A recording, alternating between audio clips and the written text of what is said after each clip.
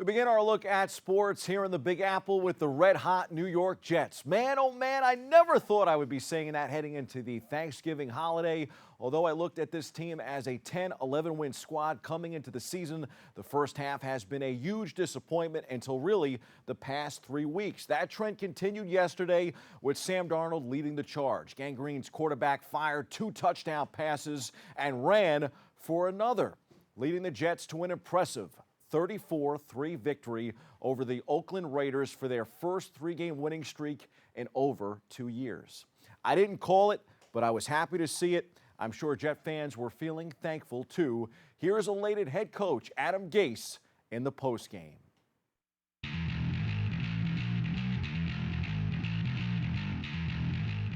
That was a big point of emphasis this week. You know, we talked about it as a group of had to be really good complementary football. We knew what we were dealing with as far as their offense, which meant our offense had to do a good job of staying on the field, you know, putting ourselves in good position on third down if we got to that point, making sure that we were putting the ball in the end zone if we're in the red zone. And then we wanted to make sure we stopped the run early. And I thought our guys did a really good job. I know that first series didn't go exactly as planned. You know, we had them in a tough spot and they got out of it. But I thought they bounced back and they did a really good job the entire game. I think it just shows the kind of character you have in that locker room, what kind of guys you have, especially the amount of movement they've had in and out of there with guys going down and, you know, whether it be IR or just out for multiple weeks and the next man mentality that these guys have kind of developed. And I really think the way that these guys have practiced and prepared, it just hasn't changed. It just keeps getting better. So we're going to have to go back to work Wednesday and get ready for the next one.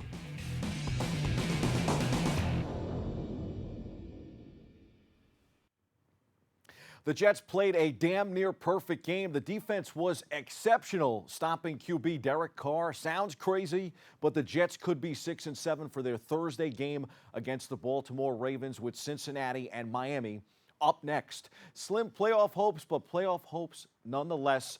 Meanwhile, the New York Football Giants haven't won a game in October or November. That marks the first time in franchise history that has happened. If the Giants can't beat Mitch Trubisky and the Chicago Bears, who can they beat? Wins against the Miami Dolphins and Washington Redskins are far from certainties in a season that has the potential to end as one of the worst in franchise history.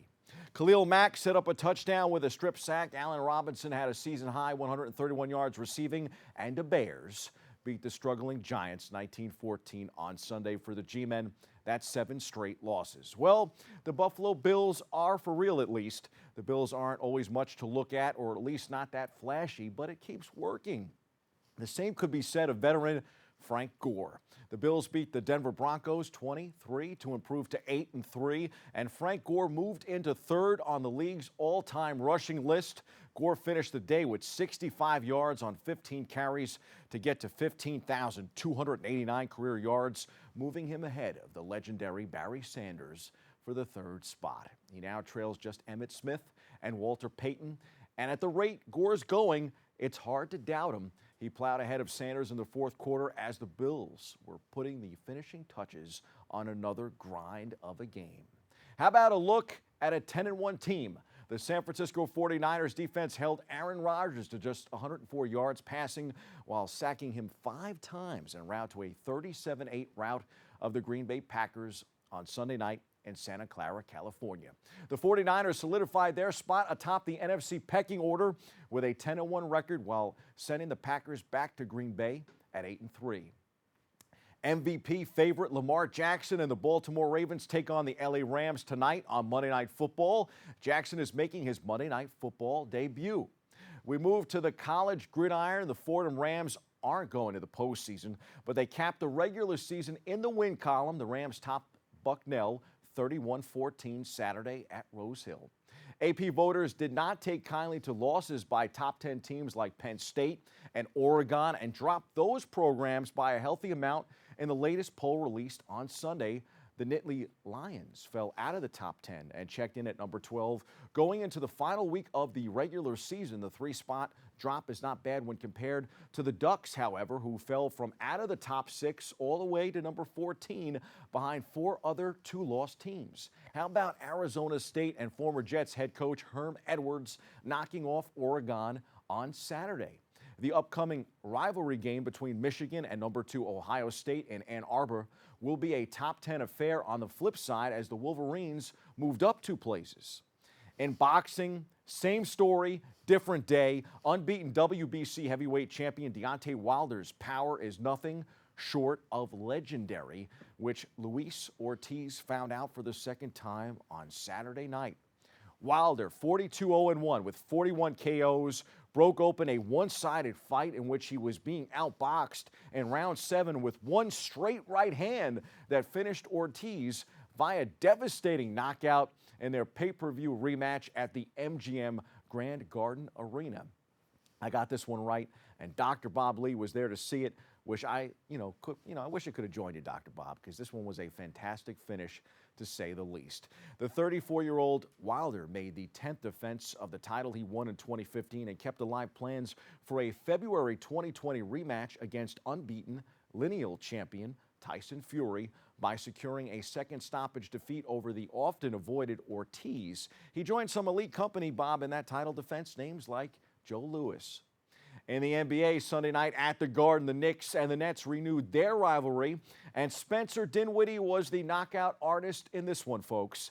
Dinwiddie scored 30 points in another strong start in place of the injured Kyrie Irving, and the Brooklyn Nets beat the Knicks 103-101 for their season-high third straight victory. We go inside the locker room for more.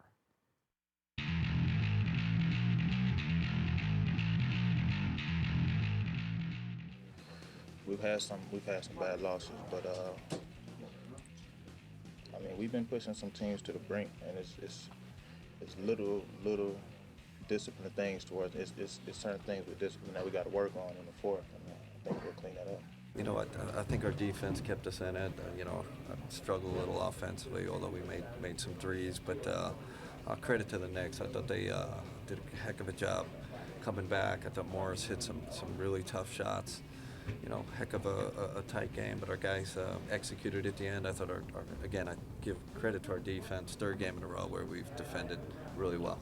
We always like 1 or 2 plays off, and we just got to rectify it. And it's a tough, bitter taste for me because I've been in the playoffs my whole career. But just one thing about it, you just got to continue to work. The moment you just let down, that's nobody's gonna feel sorry for you. Just got to continue to get better.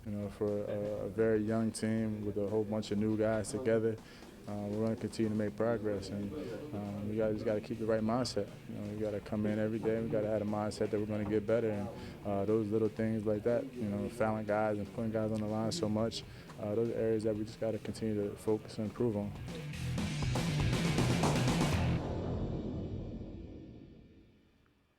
Even former Net standout Richard Jefferson was trolling the Knicks during the broadcast last night. Jefferson is in the second year of his retirement now, working primarily as a Nets commentator for Yes Network. He said he knew it was time to retire when the Knicks offered him a contract. He revealed while calling the game that he had the option to delay his retirement last season. However, he said there was only one team that he could sign with, and that team was the Knicks. He decided retirement was the better option. Low blow, RJ, low blow. On the ice, the Rangers host Minnesota tonight at MSG. Puck drops at 7 p.m.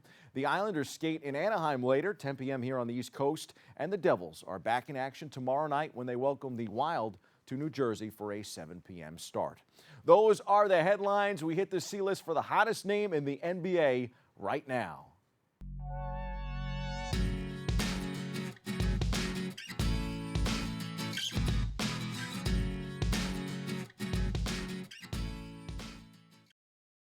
Once upon a time, there was an NBA draft prospect named Luka Doncic, who had just won the MVP award in the world's second most competitive basketball league at the young age of 19.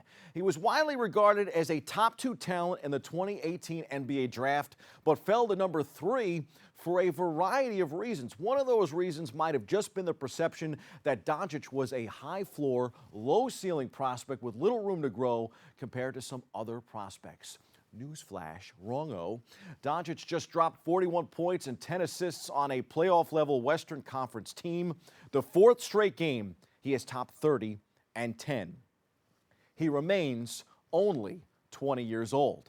Now, you never know if a player can keep things like this up, but But I do believe, injuries aside, we have just found our next sensation in the association. The perfect replacement for Dirk in Dallas, and the kind of guy that could easily team with KP, Kristaps Porzingis, for something special in Mavericks land. Luka also just became the second youngest player to post a 40-point triple-double after LeBron James, and nearly outscoring the Golden State Warriors in the first half on his way to another triple-double, his 7th of the season. Doncic's breakout year now has the Mavericks tied for third place in the Western Conference at 11-5, and him easily in line for MVP votes and all NBA honors. Hit me up at The Voice, Bobby C, on social media, and let me know if you agree with my Luka perspective. One thing is for sure, for Maverick fans, he's something to be thankful for this holiday season. That's your look at sports. I'm Bobby C.